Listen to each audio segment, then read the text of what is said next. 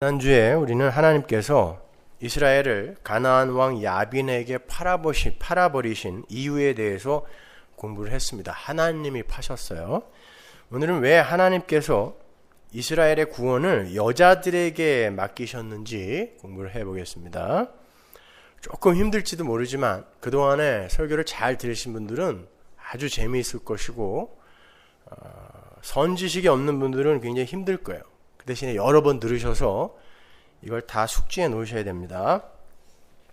오늘 본문을 보시면은 이스라엘의 사사로 드보라라는 여자가 새 옷을 입고 그 여자를 돋보이게 하는 쪼다의 역할로 남자 바락이 등장하는 거예요. 전쟁에 나가야 할 장수가 여자의 치맛자락을 붙들고 당신이 함께 가지 않으면 나도 안 가겠다라고 엄살을 부리고 있어요. 그리고 그가 참여한 전쟁의 수훈갑이 역시 여자인 야엘에게로 돌아가죠. 적장인 시스라를 여자인 야엘이 죽입니다. 승전의 최종 공로가 여자에게로 돌아가는 거예요. 남자는 완전히 부정돼 버리는 거예요. 이 이야기에서요. 기각이 되는 거죠. 근데 재미있는 건 히브리서 11장의 믿음의 선진들의 대열에요. 드보라도 아니고 야엘도 아니고 쪼다 바락이 들어가 있습니다. 한번 볼까요? 히브리서 11장 32절. 내가 무슨 말을 더하리요? 기드온, 바락, 삼손, 입다와 다윗과 사무엘과 및 선지자들의 일을 말하려면 내게 시간이 부족하리로다. 분명히 이 명단에는 드보라도 없고 야엘도 없어요.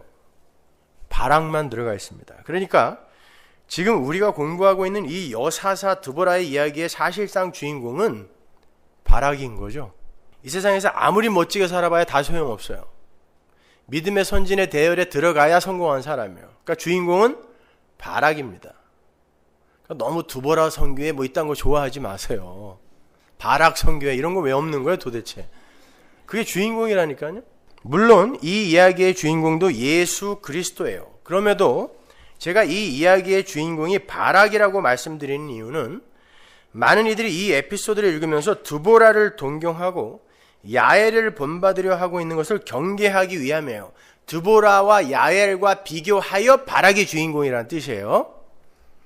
성경은 드보라를 본받아서 용사가 되라고도 하지 않을 뿐만 아니라 야엘을 본받아서 하나님께 순종하는 자가 되어야 한다라고도 하지 않아요.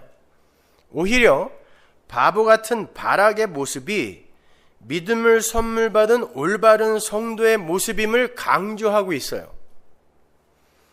우선 왜 하나님은 여자를 사사로 세우셨는가에서부터 출발해 보겠습니다. 여러분들 아시다시피 당시는 여자들은요 인구 계수에도 들지 않을 만큼 미천한 존재로 여겨졌던 시대였어요.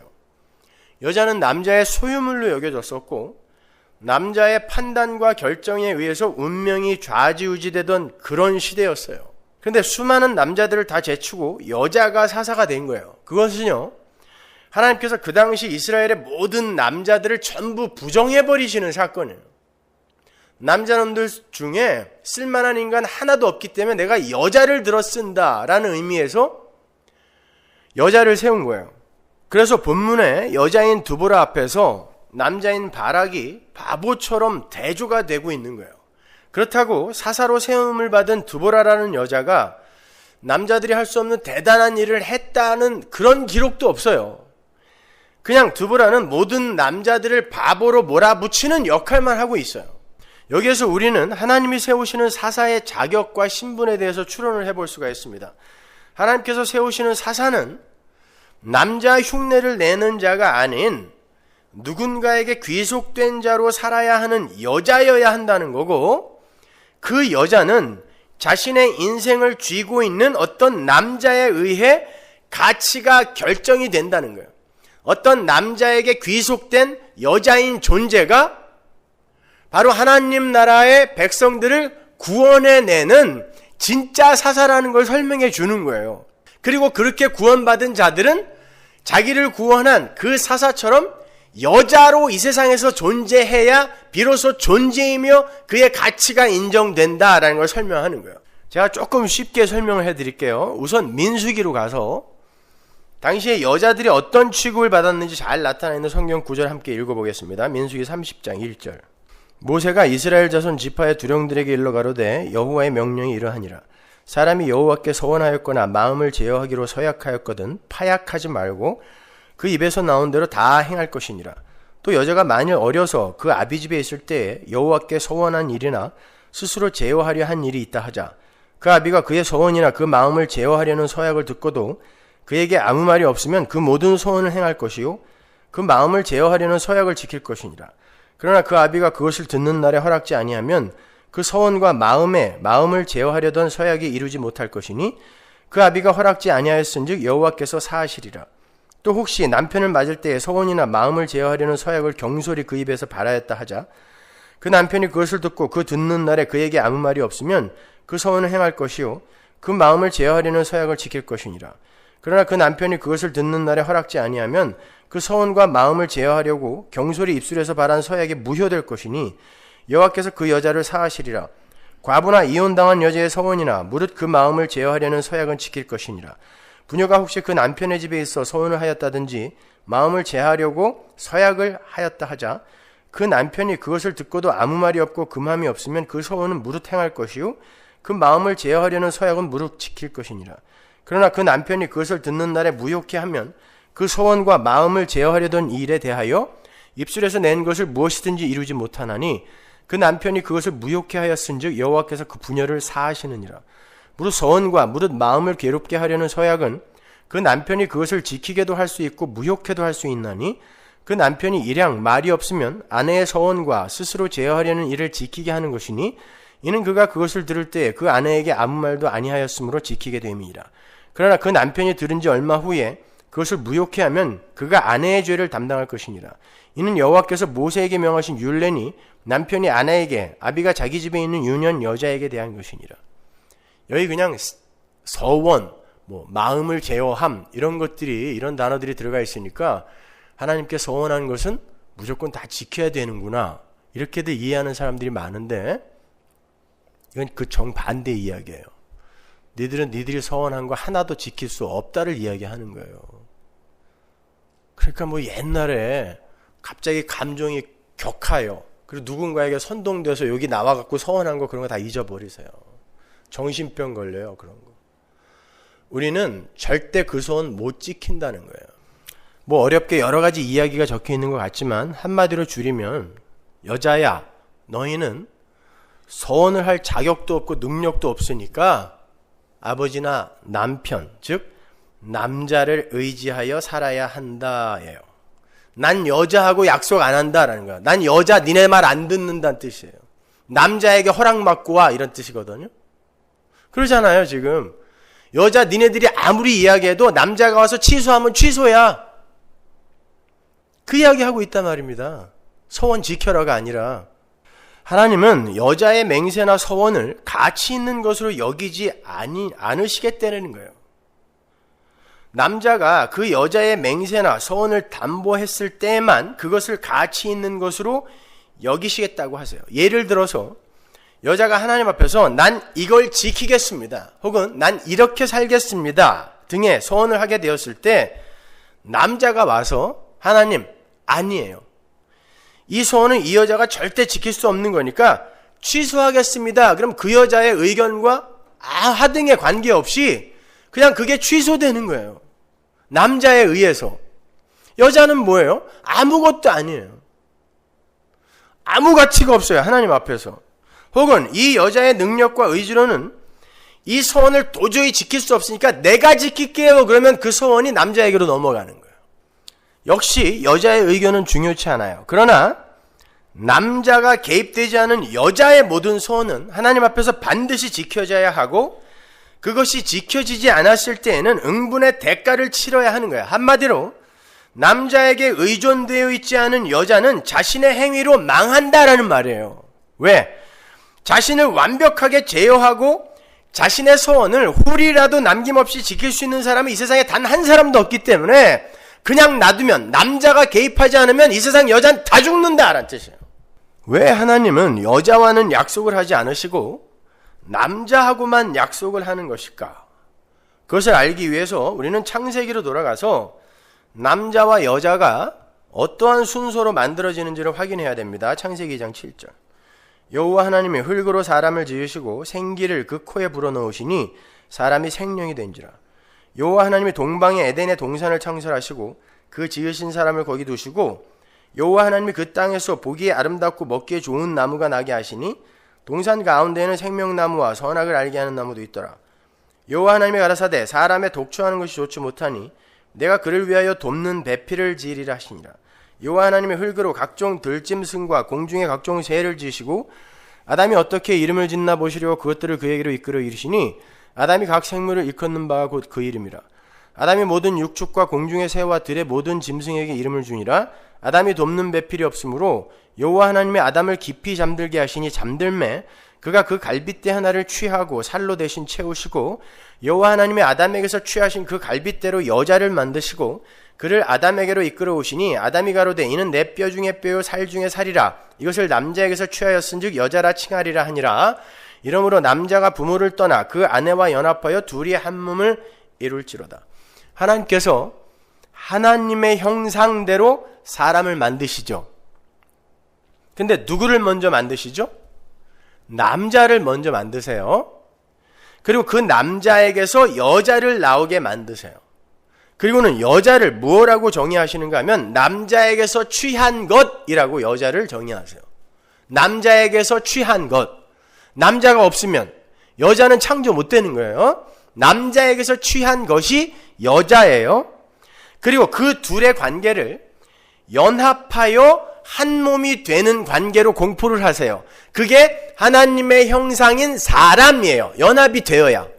그러니까 여자는 남자 안에서 창조가 되어야 하는 것이고 남자와 연합이 되어서 한 몸이 되기 전에는 존재로서의 가치도 상실하게 된다라는 그런 의미예요. 여러분이 잘 아시는 것처럼 이 이야기는 신랑이신 예수 그리스도와 신부인 교회가 어떠한 관계로 존재해야 되는지, 그리고 그 교회는 어떠한 과정을 거쳐서 어떠한 모습으로 창조가 되는 것인지에 관한 은유적 그림이죠. 하나님의 아들 성자 예수 그리스도에 의한 새 창조의 모형으로 남자와 여자의 창조가 이렇게 장황하게 그려지고 있는 거예요. 남자가 만들어지고 남자가 잠들죠. 메라포, 뭘 메라포 하는 거야? 죽음. 성경에서 잠은 항상 죽음이에요. 그 남자가 옆구리가 뚫리고 그의 생명의 근원 심장을 가리고 있는 갈비뼈가 적출이 되어서 그 몸의 일부로 여자, 신부가 만들어지는 거예요. 교회는 그러한 형태로 만들어진다라는 걸 보여주는 거란 말이에요. 이 남자와 여자의 창조는. 그러한 새 창조는 빛으로 오시는 예수 그리스도에 의해서 어두움이 물러가는 형국이죠. 그런데 그거를 아담의 창조와 아담에서 비롯되는 여자의 창조로 이렇게 그림으로 설명해 주잖아요. 그리고 그거는 예수 그리스도에 의해 교회가 탄생이 되는 그 그림을 메라포하고 있는 거기 때문에 창세기 1장 3절에서 빛이 마치 창조되는 것처럼 그려지고 있는 거예요. 이게 아담에서 한 번 또 반복이 되는 거니까 우리의 이해를 돕기 위해서. 무슨 말인지 아시겠죠? 조금 더 제가 깊이 들어가서 한번 설명을 해볼 테니까 잘 들어보세요. 하나님께서 남자를 창조하실 때 어떻게 창조하는지 한번 보세요. 창세기 1장 26절. 하나님이 가라사대 우리의 형상을 따라 우리의 모양대로 우리가 사람을 만들고 그로 바다의 고기와 공중의 새와 육축과 온 땅과 땅에 기는 모든 것을 다스리게 하자 하시고 하나님이 자기 형상 곧 하나님의 형상대로 사람을 창조하시되 남자와 여자를 창조하시고 하나님이 그들에게 복을 주시며 그들에게 이르시되 생육하고 번성하여 땅에 충만하라 땅을 정복하라 바다의 고기와 공중의 새와 땅에 움직이는 모든 생물을 다스리라 하시니라. 우리라고 했다가 자기라고 했다가 우리라고 했다가 자기라고 했다가 단수 복수가 막 나오죠. 그죠? 이걸 단순히 그냥 삼위일체의 하나님을 설명하는 것이다 이렇게 생각하시면 안 돼요. 하나님께서 우리의 형상, 즉 하나님 나라 안에서의 그 삼위 하나님의 보좌, 권세, 이걸 전체로 통틀어 우리라고 하는 거예요. 물론 그 안에는 삼위 하나님이 들어가 계세요.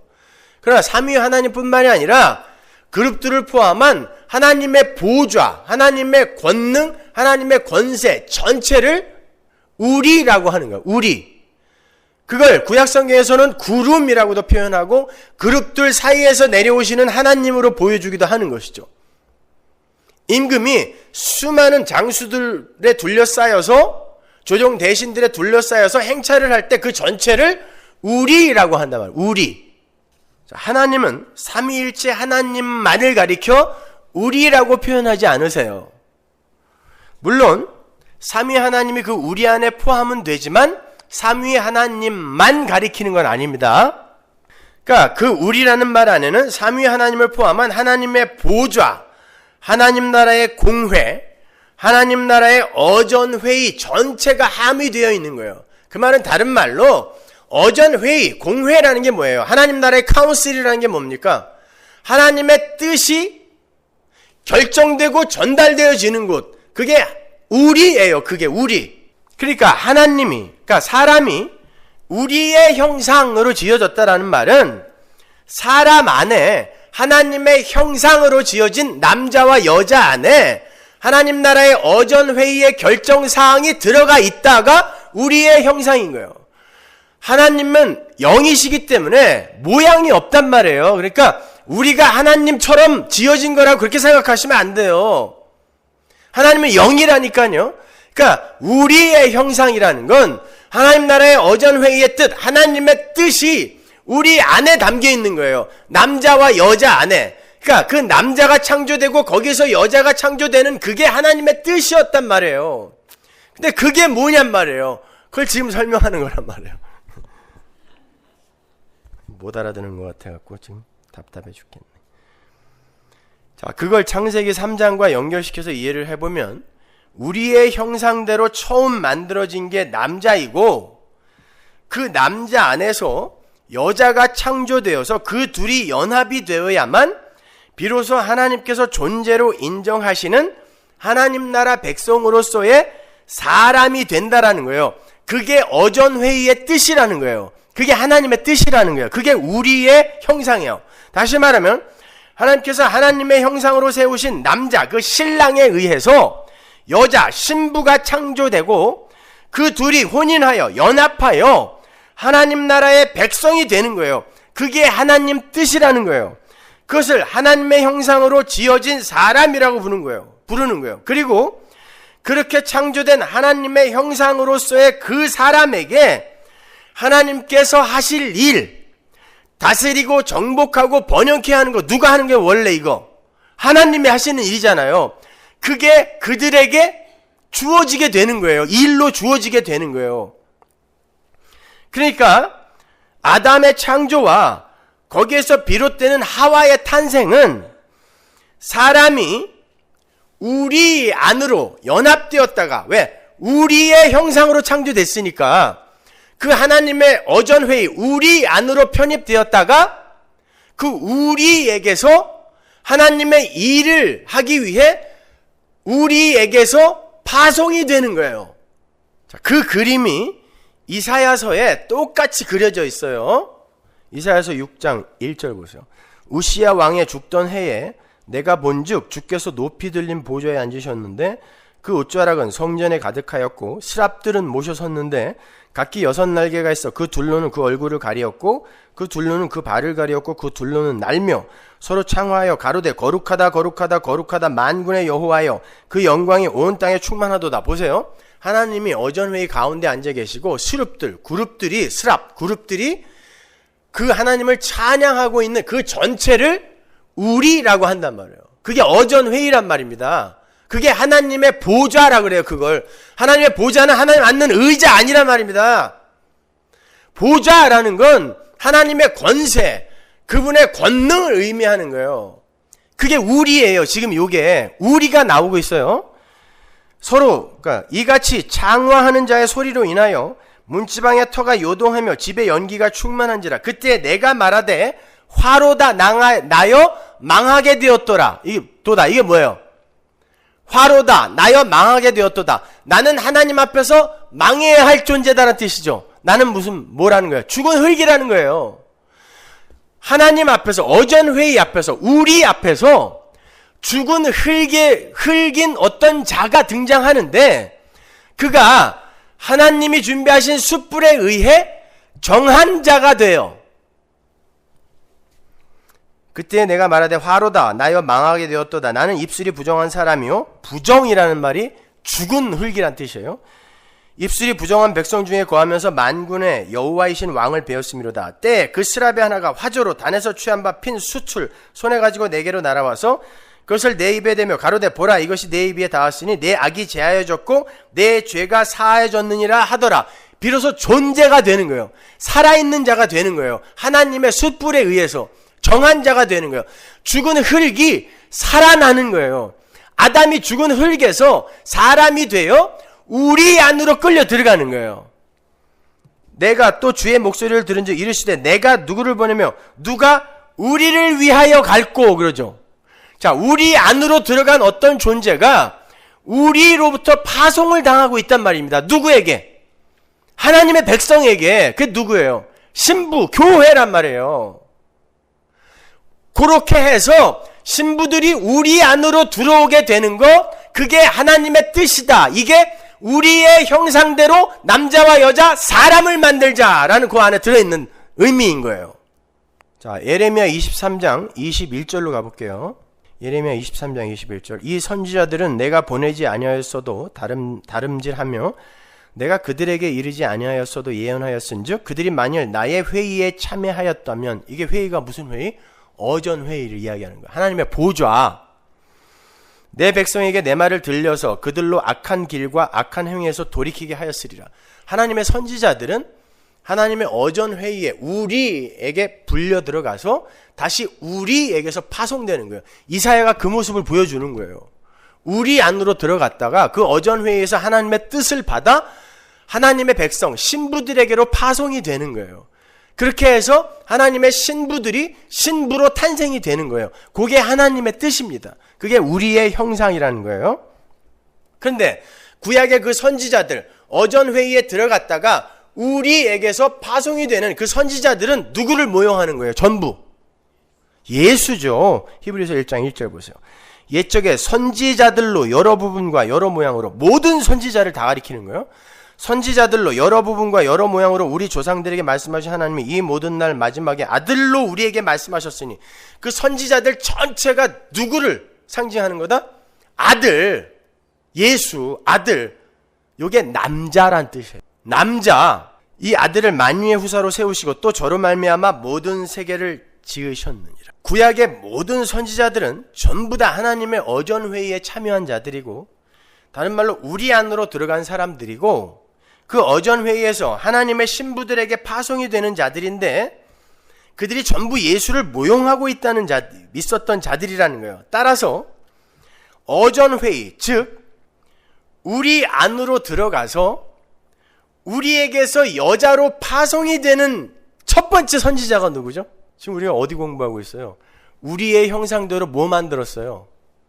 아담 만들었잖아요. 그래서 아담이 우리의 형상, 하나님의 형상으로 들어가서 누구에게 파송이 돼요? 여자에게로 파송이 되어서 이 우리에게서 나간 자가 죽고 자잖아요. 죽고 옆구리가 뚫려서 죽고 갈비뼈가 적출이 되어 죽고 여자가 탄생이 되는 거예요. 그리고 둘이 한 몸이 되는 거예요. 그게 하나님 나라 백성의 창조 과정인 거예요. 그것이. 그리고 그것이 하나님 나라의 삶의 원리이기도 한 것이고. 이게 무슨 말인가? 아담이 최초의 선지자라고? 여러분, 그 안에서 여러분은 항상 성경 안에서 누구를 발견해야 된다 그랬어요? 예수를 발견해야 된다 그랬잖아요. 자, 보세요. 하나님의 형상, 즉 우리의 형상으로 지어진 아담은 여자를 창조하여 자신과 연합시켜 하나님 나라의 백성으로 만들기 위해 우리로부터, 하나님으로부터 보내지는 자가 된 거예요. 근데 어떤 모양으로 연합이 되느냐 하면 없음이어야 할, 없음이잖아요. 여자는 없는 거잖아요. 남자밖에 없었어요. 없어요. 없음, 이 없음에서 있음을 만들기 위해 이 있음인 남자가 없음이 되는 거예요. 죽는 거예요. 자는 거예요. 그 방식으로 여자가 창조가 되고 둘이 한 몸이 되는 거예요. 연합이 되어 이 여자가 비로소 남자가 누리는 모든 것을 누리게 되는 거예요. 그래서 여자인 하와가 선악과를 먼저 따먹는 거예요. 디모데전서 2장 11절 보세요. 여자는 1절 순종함으로 종용히 배우라. 여자의 가르치는 것과 남자를 주관하는 것을 허락지 아니하노니 오직 종용할지니라. 이는 아담이 먼저 지음을 받고 이와가 그 후며 아담이 꾀임을 보지 아니하고 여자가 꾀임을 보아 죄에 빠졌음이니라. 여자가 먼저 마귀의 꾀임에 속아서 죄에 빠졌어요. 하나님은 그 죄에 대한 징벌로 사망이라는 무투타무투, 죽이고 죽여버리겠다 그랬단 말이에요. 강조용법이에요. 그게 무투타무투, 정령 죽으리라가 죽고 죽으리라거든요. 사망원도를 내려버리셨단 말이에요. 그러니까 여자는 선악과 따먹는 순간 죽은 거예요. 죽은 목숨인 거예요. 남자는 아직 선악과를 따먹지 않은 상태예요. 끝까지 안 먹으면 돼요. 남자만 살면 돼요. 그런데 남자가 여자와 한 몸이 되어야 하나님의 형상이 되잖아요. 그러니까 남자만 살아있어도 안 된단 말이에요. 그게 하나님의 뜻이에요. 우리의 형상, 어전회의의 뜻이란 말이에요. 그러니까 이 남자는 어떻게 해야 돼요? 여자를 살리기 위해 남자와 같이 죽어야 되는 거예요. 그러면 여자가 따먹는 바람에 이 남자가 먹고 같이 죽어주는 것입니다. 아담이 잘했다는 게 아니라 그 속에 예수로 말미암아 당신의 택한 백성들을 건지는 그리스도로 말미암는 구원의 메커니즘이 숨어 있다는 뜻이에요. 여자가 선악과를 따먹고 죽은 흙이 되어버려서 죽었단 말이에요. 그때 그 여자를 살리기 위해서는 최초의 아담 안에서 여자가 없음이 있음으로 창조된 그 메커니즘으로 남자가 또 죽어버리는 거예요. 그 여자 때문에 죽는 거예요. 그리고는 여자와 함께 다시 사는 거예요. 그 안에 예수가 숨어 있는 거란 말입니다. 아담과 하와 안에도 아담이 잘했다는 게 아니에요. 그건 죄예요. 죄인데 하나님은 그 삶 속에서도 교회에게 너희들이 어떻게 해야 하나님의 백성들이 되는지 알아라고 설명을 하고 계시단 말입니다.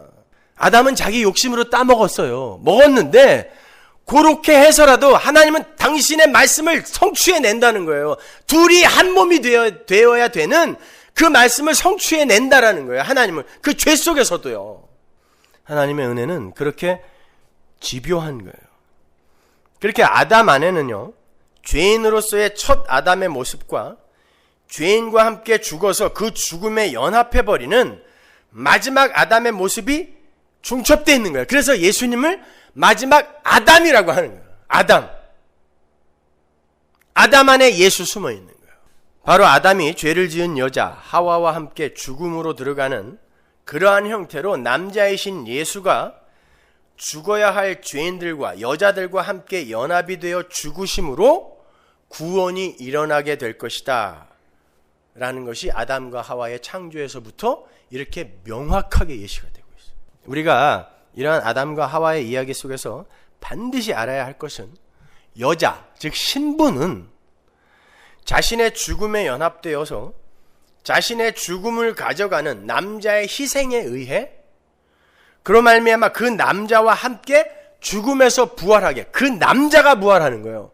근데 그 남자와 함께 연합이 되었기 때문에 어떻게? 남자의 희생으로. 그렇기 때문에 여자가 남자 안에서 부활하는 거예요. 그렇게 하여 하나님 나라의 백성이 탄생하는 거예요. 그러니까 여자는 필연적으로 남자에게서 나와야 하는 거고, 그러므로 말미암아 여자의 주인은 남자가 되는 거예요. 그것을 사도 바울이 알았어요. 여자는 필히 남자에게 귀속되어야 하고 그게 하나님 나라의 존재 양식이며 그게 바로 창조의 원리다라는 걸 사도 바울이 안 거예요. 고린도전서 11장 3절 보세요. 그러나 나는 너희가 알기를 원하노니 각 남자의 머리는 그리스도요 여자의 머리는 남자요 그리스도의 머리는 하나님이시라.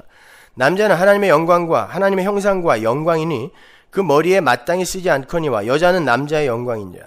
남자가 여자에게서 난 것이 아니오 여자가 남자에게서 났으며 또 남자가 여자를 위하여 지음을 받지 아니하고 여자가 남자를 위하여 지음을 받은 것이니. 우리가 그리스도를 위하여 지음을 받았다는 이야기를 이렇게 하고 있는 거예요. 우리가 그리스도에 의해 지음을 받았고 그분을 위해 지음을 받은 거란 말입니다. 잘 보시면 남자가 하나님의 형상이라 그래요. 창세기에서는 남자와 여자가 하나님의 형상이라 그랬잖아요. 그렇다면 하나님의 형상으로서의 사람은 어떻게 만들어진다? 하나님의 형상인 남자의 희생에 의해서 죽어야 할 여자가 남자와 연합이 되어 비로소 하나님의 형상으로서의 사람이 되는 거예요. 그런데 성경은 첫 번째 하나님의 형상, 아니 유일한 하나님의 형상을 예수 그리스도라고 하잖아요. 고린도서 4장 4절 보세요. 그 중에 이 세상 신이 믿지 아니하는 자들의 마음을 혼미케 하여 그리스도의 영광의 복음의 광채가 비추지 못하게 하미니 그리스도는 하나님의 형상이니라.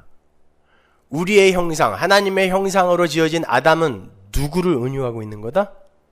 예수 그리스도를 예표하고 있었던 거란 말입니다. 그리고 그 예수에 의해 하나님의 백성들이 어떻게 탄생이 될 것인가가 하와의 탄생인 거란 말이에요. 하나님의 형상은 누구? 유일한 하나님의 형상. 남자는 누구? 예수밖에 없어요. 이 세상에 남자는 예수밖에 없어요. 나머지는 다 여자예요. 난 트랜스젠더인가? 그런 거 말고 여자란 말입니다. 생물학적 여자가 아니라 구속사 속에서의 여자인 거예요. 다. 그래서 제가 제목을 인간아 너의 이름은 여자니라 이야기한 거예요. 여자예요. 모든 인간은 여자로 살아야 돼요. 남자의 희생에 의해 창조되어서 그 남자에게 귀속되어 남자의 말만 듣는 여자로 살아야 되는 거예요. 그게 하나님 절대 의존적 존재란 뜻이에요. 그게 여자예요. 여자. 근데 남자뿐만 아니라 여자도 남자가 되려고 그래요. 지금은요. 남자를 타고 넘으려고 하고 옷도 남자처럼 입는 게 멋있게 입는 건 줄 알아요. 유니섹스라고 그래가지고 말이죠. 왜 여자가 워카 신고 다녀요? 왜 군복 입고 다녀요 여자가? 남자 되고 싶은 거예요. 힘을 가진 자가 되고 싶은 거예요. 아니야, 모든 인간이 여자로 살아야 된다니까요. 약한 자로 살아야 된단 말입니다.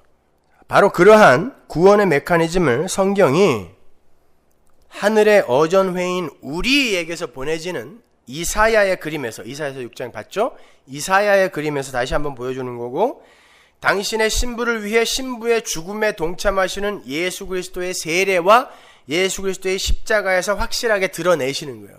요렇게 해서 교회가 탄생하는 거야 라고. 그러니까 그렇게 해서 탄생한 자들은 어떻게 살아야 돼요? 하와 여자로 살아야 된단 말이에요. 여자. 고대시대 때의 남자라는 단어는 곧 생명을 주는 자라는 말과 바꿔 쓸 수 있는 단어였어요. 남자는 생명을 주는 자예요.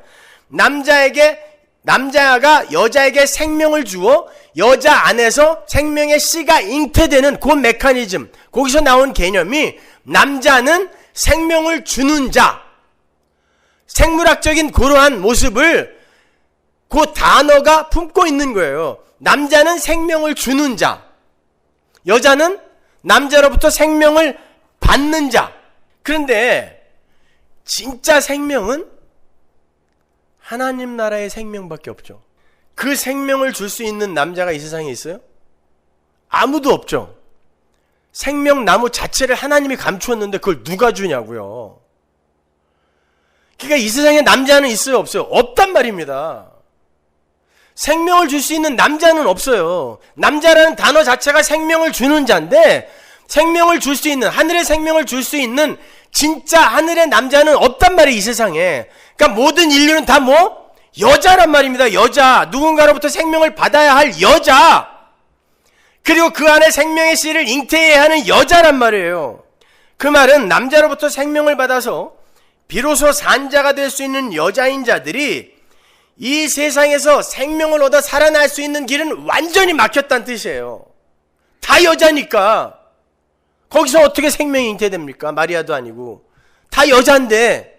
그것을 조금 전에 우리가 읽었던 민수기의 말씀 안에서 해석을 하면 하나님께서 이 세상에서 상대할 수 있는 남자는 단 한 사람도 없다는 거예요. 그러니까 이 세상에 있는 모든 여자들의 서원이나 행위는 전부 뭐? 아무 가치 없는 쓰레기란 뜻입니다. 하나님은 남자의 서원만 받아요. 그리고 남자에 의해 담보된 그 서원만 받는다니까요. 그것만 가치 있게 여겨주신단 말이에요. 민수기 30장에서 봤잖아요. 그러니까 교회, 성도의 행위는 예수와 관계없는 행위일 때 그건 아무것도 아닌 거예요. 쓰레기인 거예요, 다. 아무리 착해 보이는 행위라 할지라도, 아무리 열심히 있는 종교 행위라 할지라도 남자와 관계없는 행위는 전부 쓰레기인 거예요. 하나님이 그러시잖아요. 민수기 30장에서 난 여자하고 약속 안 해. 니네들 말 안 들어. 남자한테 허락받고 와. 그러잖아요. 근데 이 세상에 남자가 하나도 없다니까요. 예수님은 그럼 누구와만 약속하신다는 거예요. 예수와만, 하나님은 예수와만 약속하신다는 거예요.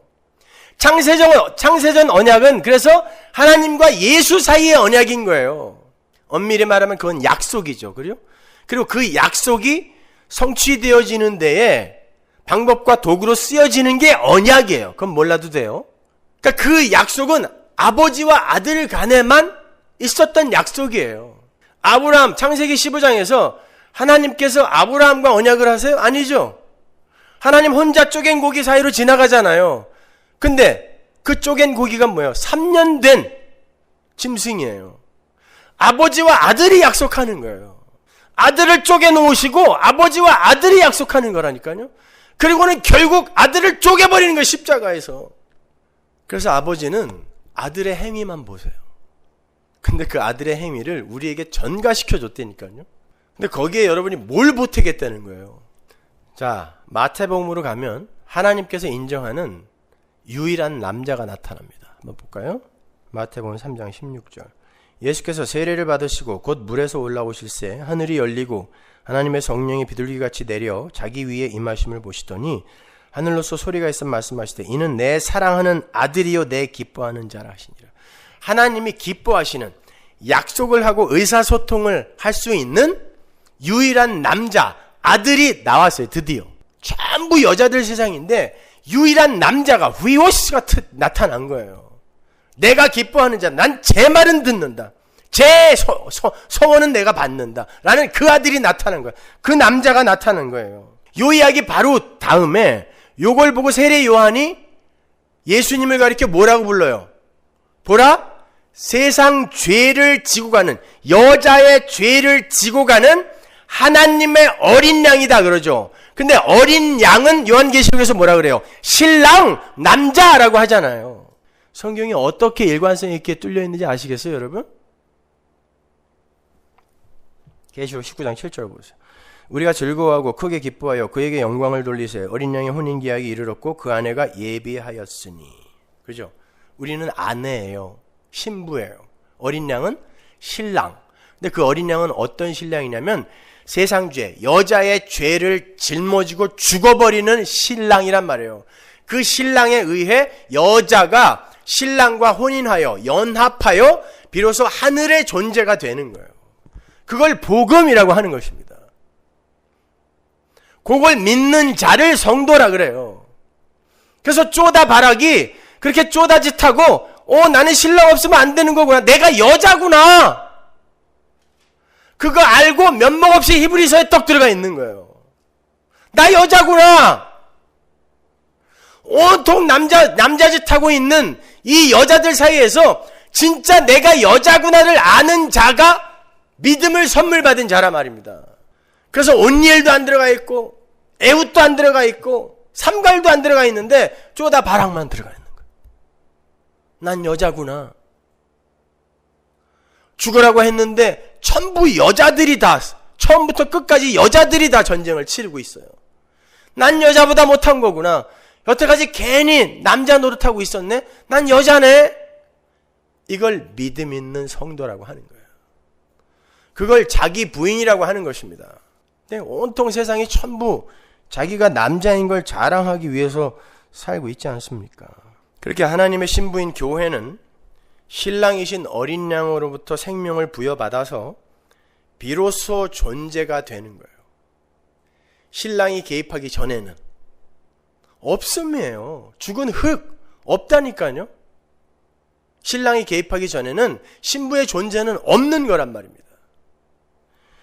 창세기 2장 7절 다시 보세요. 여호와 하나님이 흙으로 사람을 지으시고 생기를 그 코에 불어넣으시니 사람이 생명이 된지라. 죽은 흙에 뭐가 들어가니까 생명이 돼요. 살아있는 게 돼요. 생기. 그 생기가 뭐냐고요. 예레미야 애가 4장으로 가보세요. 우리의 콧김, 이게 생기예요. 똑같은 단어예요. 우리의 콧김 곧 여호와의 기름 부으신 자. 콧김이 누구? 여호와의 기름 부으신 자. 그게 누구냐고요. 예수. 죽어있는 흙에 생기, 예수가 들어가 살아있는 존재가 되는 거예요. 그게 성도의 탄생인 것입니다. 그러니까 창세기부터 요한계시록까지 전체는 예수 이야기만 하고 있는, 그리고 그 예수로 말미암게 되는 교회, 여러분, 그 은혜에 대해서만 하고 있단 말입니다. 그러니까 창세기 3장의 아담의 창조는 예수 그리스도라는 생명이 죽은 흙에 부어져서 비로소 산자가 되는 구원의 이야기를 그려내고 있는 거예요. 다른 말로 남자가 죽은 여자에게 부어져서 둘이 한 몸으로 연합이 되어 다시 산자가 되는 거예요. 순전히 누구의 공로로? 남자의 공로로요. 남자의 공로로 살아나는 자는 누구? 여자. 오늘 집에 가서 꿈꾸시겠네. 난 여자야. 또 치마 입고 다 나오는 거 아니야? 김용철 집사님 치마 입고 나오면 되게 웃기겠네요. 그렇다면 이제 다시 민수기 30장의 말씀으로 돌아가 보자고요. 거기서 거론되는 여자는 누구? 하나님의 신부인 교회. 근데 하나님께서 그 여자의 서원을 받으신다, 안 받으신다? 안 받으신다. 아무런 가치 없는 것으로 여기신다 그랬어요. 그래서 여자의 서원과 제어를 남자가 실행에 옮길 때 그것만 옳다고 인정하신다 그랬죠. 따라서 하나님은 남자, 어린 양, 예수의 서원과 행실과 자기 제어만 보신다라는 말을 거기서 그렇게 해놓고 있는 거예요. 서원한 거 다 지켜가 아니에요. 지키려고 하지 마, 얘라니까요. 서원은 니들이 남자 노릇하려고 애쓰는 그 과정 속에서 당연히 하게 될 거야. 잘난 척 할 거니까 니네들은. 근데 그거 니들이 지킬 수 있을 거라고 착각하지 마. 이게 민수기 30장이에요. 서원한 거 꼭 지켜가 아니라. 그러니까 자유로워지세요. 어렸을 때 우리 애기 폐병 앓을 때 이 아기 우리 하나님께 드린다고 서원했는데 언제 드려야 되나? 안 드려도 돼요. 그까짓 걸 왜 드려요, 걔를? 어디다 써먹는다고 그걸. 여러분도 별로 가치 없어서 주려고 하는 거를 하나님이 받아서 어디다 쓰겠어요. 그런 책임감에서 벗어나십시오. 그래서 성경은 성도, 즉 여자의 옳은 행실을 어린 양의 세마포라고 하는 거예요. 계시록 19장 7절 우리가 즐거워하고 크게 기뻐하여 그에게 영광을 돌리세요. 어린 양의 혼인기약이 이르렀고 그 아내가 예비하였으니 그에게 허락하사 빛나고 깨끗한 세마포를 입게 하셨은즉. 누가? 신부가. 이 세마포는 성도들의 옳은 행실이다. 근데 이 세마포는 어떻게 만들어진 거예요?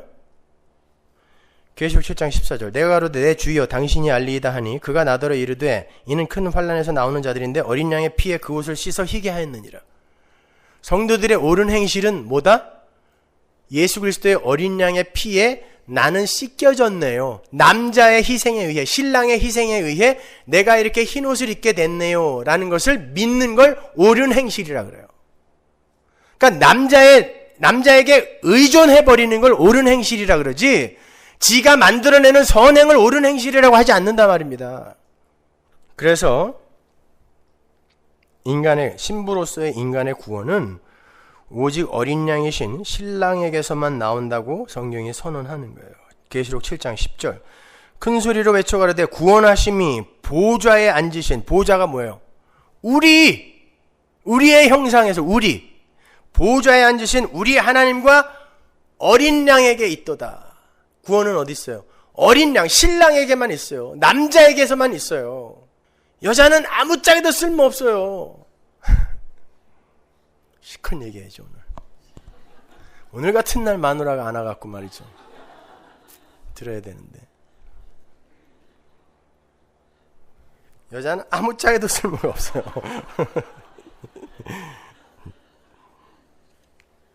이렇게 성경에 나오는 남자와 여자의 이야기, 신랑과 신부의 이야기는 전부 예수 그리스도와 교회의 이야기의 은유인 거예요. 그래서 사도 바울이 남편과 아내의 이야기를 실컷 늘어놓고 이건 예수와 교회에 대한 얘기야 라고 이야기한 거예요.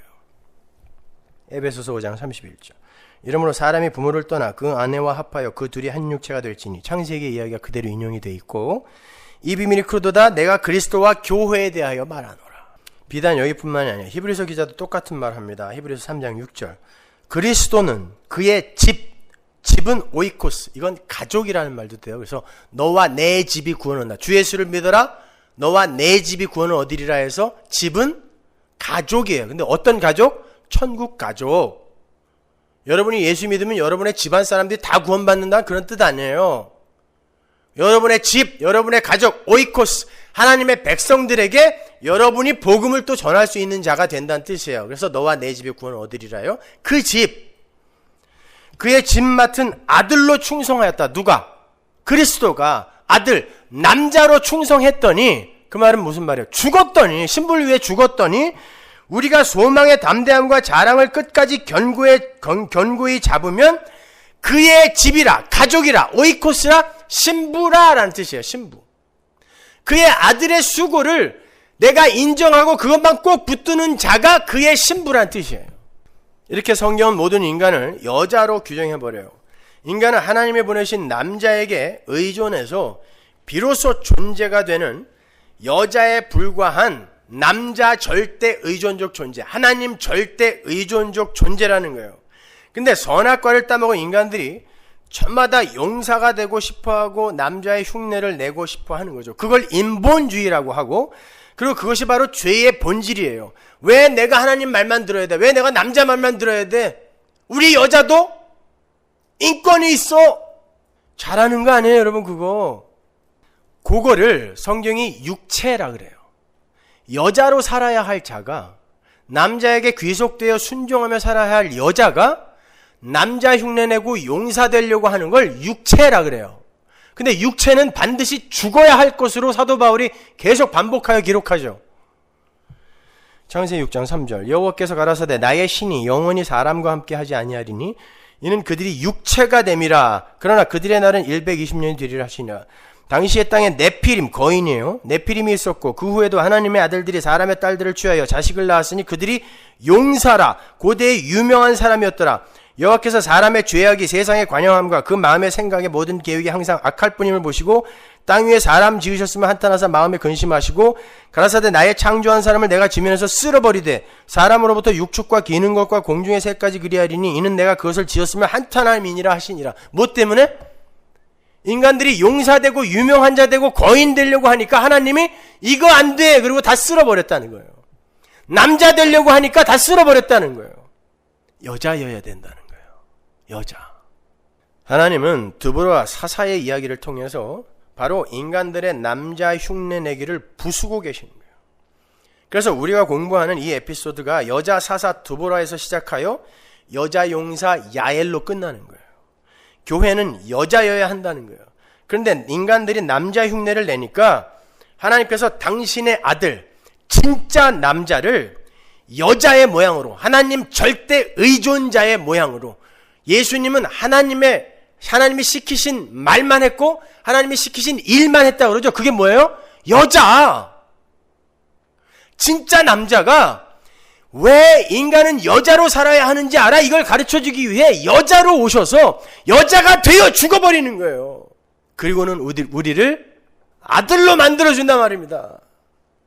그래서 우리가 여자이고 신부인데 장자들의 총회가 되는 거예요.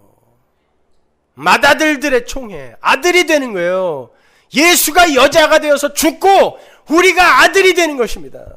그걸 구원이라고 하는 거예요.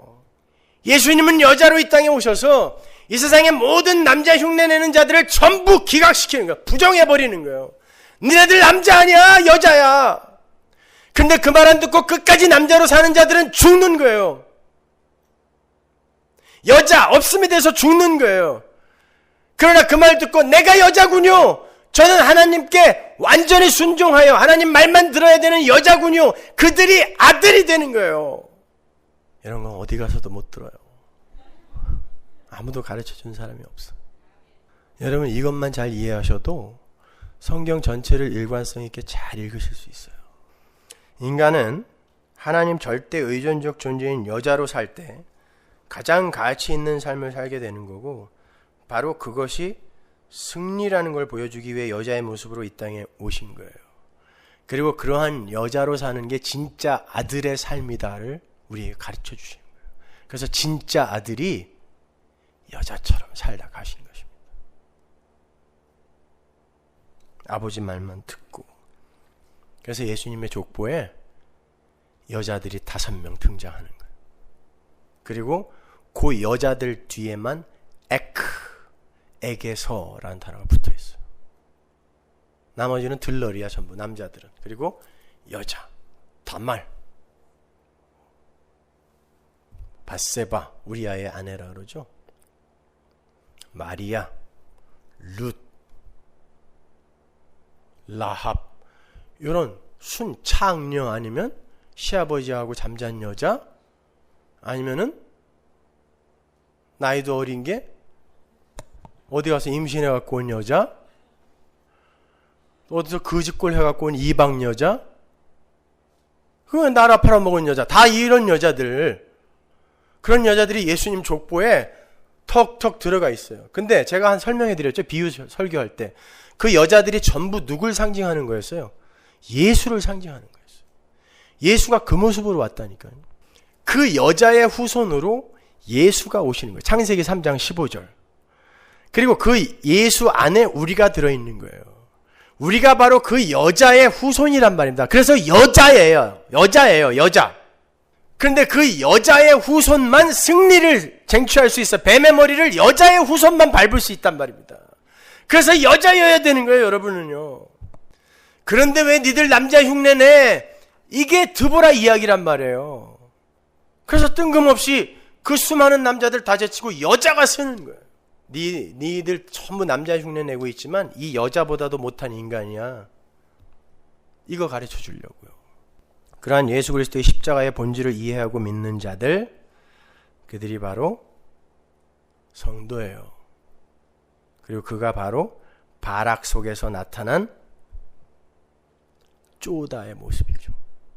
그러니까 여러분은 예수를 믿으면 믿을수록 어떻게 되어지는 거예요? 쪼다 되는 거예요, 이 세상에서요. 누가 예수 믿으면 더 똑똑해지고 잘 된다 그래요? 점점 여러분 세상에서 쪼다 되는 거라니까요. 바락되는 거예요. 사사기 4장 17절 보세요. 남자와 여자의 대조는 거기서 끝나는 게 아니에요. 시스라가 도브로 도망하여 겐사람 헤벨의 아내 야엘의 장막에 이르렀으니 하솔왕 야빈은 겐사람 헤벨의 집과 화평이 있습니다. 야엘이 나가 시스라를 영접하며 그에게 말하되 나의 주에 들어오소서, 내게로 들어오시고 두려워하지 마소서 하며 그 장막에 들어가니 야엘이 이불로 덮으니라. 시스라를 장막 꼬챙이로 찍어 죽인 야엘의 남편 헤벨이 나와요. 바로 이 11절로 가면 그가 어떤 사람인지 분명히 나옵니다. 한번 볼까요?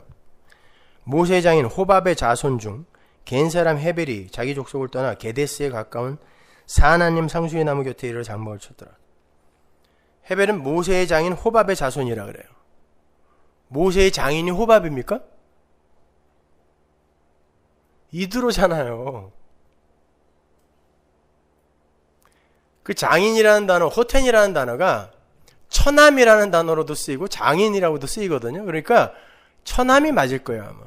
그건 중요한 게 아니고 이 헤벨이라는 사람이 겐 사람이라는 거예요. 가나안 사람 아니라는 거예요. 근데 요 남자가 힘의 원리 속에서 그 힘의 원리를 추구하며 사는 남자는 반드시 어딜 가든 그 땅에 힘과 결탁을 하게 돼 있다는 거예요.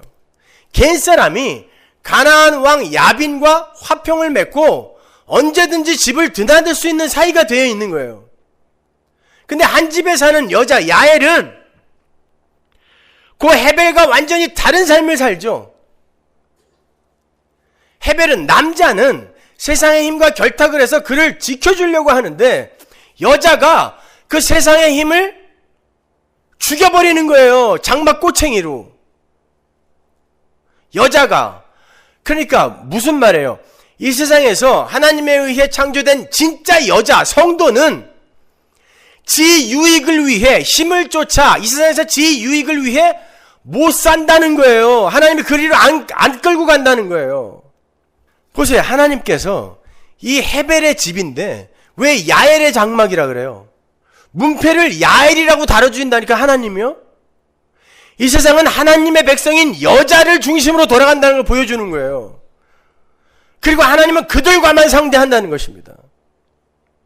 헤벨은 남자의 힘을 추구하면서 지 유익만을 위해서 가나안 땅과 화친을 맺고 사는데 야엘은 그를 죽이는 자로 쓰여지는 거예요. 하고 많은 집 중에 왜 우리 집이냐고요? 왜? 야엘이 안 그랬겠어요? 왜 시스라 네가 우리 집으로 오니? 참 재수 온 붙었네. Why me? 왜 우리 집이야? 근데 하나님이 당신의 택한 백성 여자의 집으로 그를 몰고 가신단 말입니다. 하나님은 여자를 써야 되거든요. 왜? 그 여자가 세상의 힘을 죽이는 그 자리로 하나님이 밀어붙이시는 거예요. 어때? 이 세상 남자들이 전부 친하게 지내고 싶어하는 그 세상의 힘을 네가 죽일 수 있어? 죽이기 싫죠.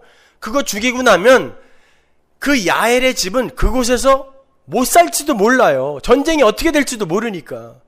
근데 이 야엘은 하나님의 여자이기 때문에 남편이 시키는 일을 해야 되는 거예요. 진짜 남편이 시키는 일을. 남편에게 귀속되어 있는 존재이기 때문에 그리로 여러분의 삶이 끌려가는 거란 말입니다. 재수 온 붙은 거예요. 그래서 하나님의 전쟁을 하나님과 하나님의 전쟁이라고 하는 거예요. 왜? 우리는 전부 내가 남자가 되고 싶어 하는 그러한 욕망 속에서 살고 있기 때문에 그 남자가 뭐예요? 하나님이잖아요. 하나님처럼 되고 싶은 하나님들이 시편 82편에 나오죠. 니들은 신이야, 하나님이야 그러잖아요. 하나님처럼 되고 싶은, 남자처럼 살고 싶은 이 하나님들이 여기 앉아갖고 하나님과 전쟁하는 거라니까요. 여러분, 교회가 뭐 별다른 거 하는 그런 집단이라고 생각하지 마세요. 남자처럼 살고 싶어하는, 남자 흉내내는 여자들이 하나님이, 각자가 하나님이 되어서 자기들이 만들고 상정해 놓은 하나님과 교리와 종교 행위, 이런 것들을 막 내어놓으면서 나는 성도예요 라고 사기치고 있을 때 하나님이 찾아오셔서 바로 그 하나님들과 싸우는 게 교회예요. 따라서 여기서 올바른 하나님의 말씀이, 어전 회의에 그 말씀이 떨어지게 되면 인간들이 아담 때부터 그랬잖아요. 전부 하나님처럼 되고 싶었어요. 아담이, 이스라엘 하나님처럼 되고 싶었어요. 바리새인들, 로만 캐톨릭 하나님처럼 되고 싶었잖아요. 오늘날 교회 전부 하나님처럼 되고 싶은 인간들이 모여있는 게 교회 아닙니까? 하나님은 아담과 싸우시고, 하나님은 야곱 이스라엘과 싸우시고, 하나님은 민족적 이스라엘과 싸우시고, 하나님은 바리새인과 싸우시고, 하나님은 로만 캐톨릭과 싸우시고, 하나님은 교회와 싸우시는 거예요. 그래서 하나님의 말씀이 올바로 떨어지면 여러분이 만들어 놓은 가짜 하나님 상이 무너지게 되고, 여러분이 그동안 내놓았던 가짜 종교 행위가 사라지게 되는 거예요. 점점. 그래서 예수를 올바로 믿게 됐더니 기도의 시간이 줄어들고 헌금이 줄어들고 선행이 줄어드는 것처럼 보이는 것입니다. 하나님이 여러분과 전쟁하시는 거예요. 하나님처럼 살고 싶은 여러분과 싸우신다니까요.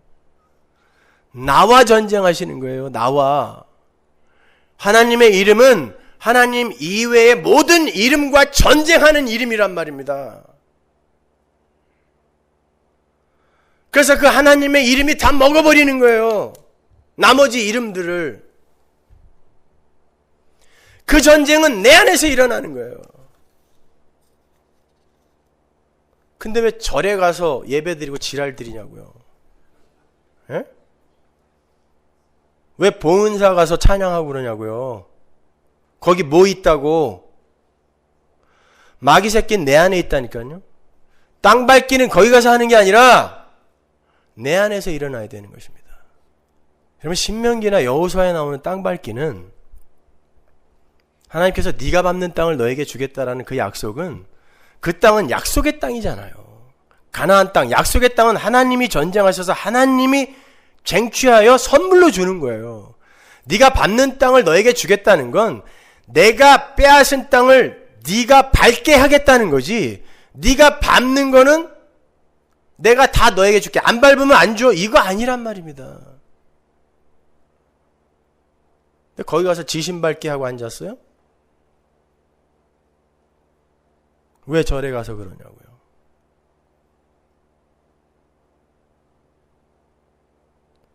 그 절간이나 이 서머나 절간이나 뭐가 달라요? 다 자기라는 우상 섬기고 있는 절간인데, 봉은사나 서머나 사나 뭐가 다르냐고요. 그럼 전쟁은 여기서 일어나야 되는 거예요. 왜 거기 가서 땅 밟기니 뭐니 하고 앉았냐고. 이렇게 어려요. 이 한국 기독교가 이렇게 어리다니까요. 그래 놓고 전부 양복 입고 찾아가서 또 중 앞에서 사죄하고 사과하고 뭐하라고 했어? 그럼 뭐하라 했어요? 했으면 그냥 당당하게 끝까지 밀고 나가던가. 아니, 거기 가서 무릎 꿇고 사과하고 스님이 머리 쓰다듬어주면서 그래, 앞으로 조심해. 뭐냐고 이게. 나 참.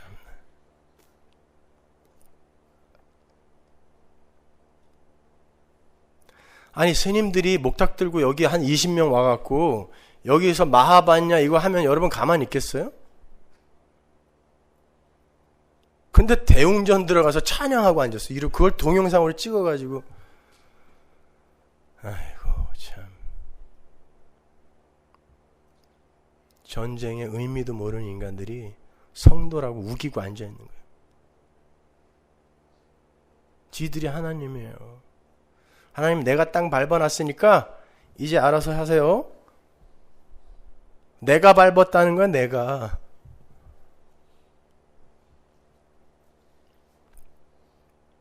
여러분, 여자라니까요. 신부라니까요. 근데 그 자들이 진짜 아들이란 말입니다. 이 역사를 이해하셔야 돼요. 어제 지금 싱가포르에 가 있는 순혁이가 장문의 이메일을 보내왔는데, 싱가포르 대학의 화학과 교수로 가 있는데 서울대학에서 교수 초빙이 왔다는 거예요. 서울대 출신이 서울대 교수로 가는 거는 정말 가장 큰 로망입니다. 근데 거의 확정이 됐어요. 그런데 저에게 뭐라고 이메일을 보냈냐면, 목사님, 그것 좀 안 되게 기도 좀 해주세요. 여러분, 이메일을 이렇게 읽다 보면 이 사람이 진짜 원하면서 괜히 잘난 척 하려고 쓰는 이메일과 진짜 진심에서 우러나오는 그러한 고민 속에서 나오는 이야기가 금방 표가 납니다. 근데 그 아이는 진심으로 고민하고 있어요. 이 교수 사회라는 게 그 세계에서도 굉장히 알아주는 화학자거든요. 그러니까 그러한 그 명예와 감투와 힘, 그것들을 추구하는 어떤 무리 속에서 고지를 점령하기 위해 살아가는 그 삶이 너무 추하고 고민스럽고 고통스럽더라는 거예요. 이렇게 일이 계속 승승장구 잘 되고 있는데 내가 이제 서울대 교수까지 되면 제가 그걸 이길 수 있겠습니까, 형님? 기도해 주세요. 안 되게.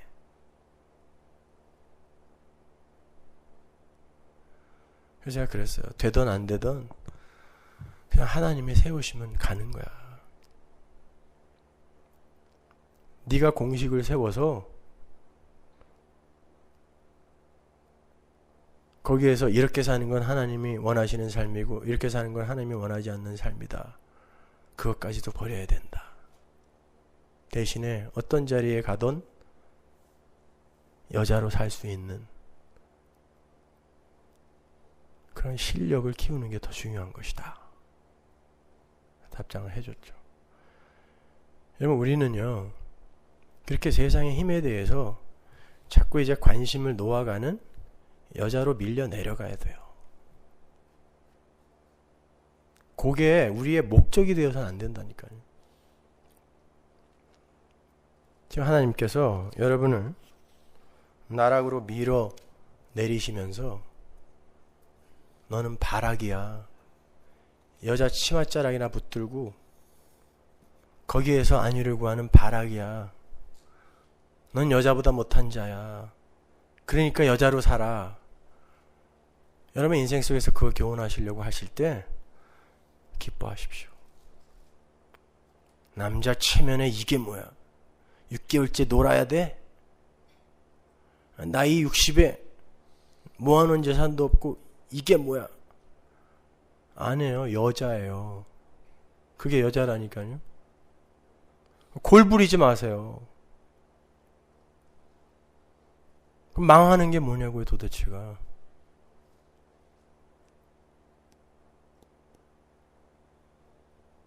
여자입니다. 여러분은 여자예요. 무슨 최면 걸릴 것 같은데. 최면 걸려가세요. 여자입니다, 여러분.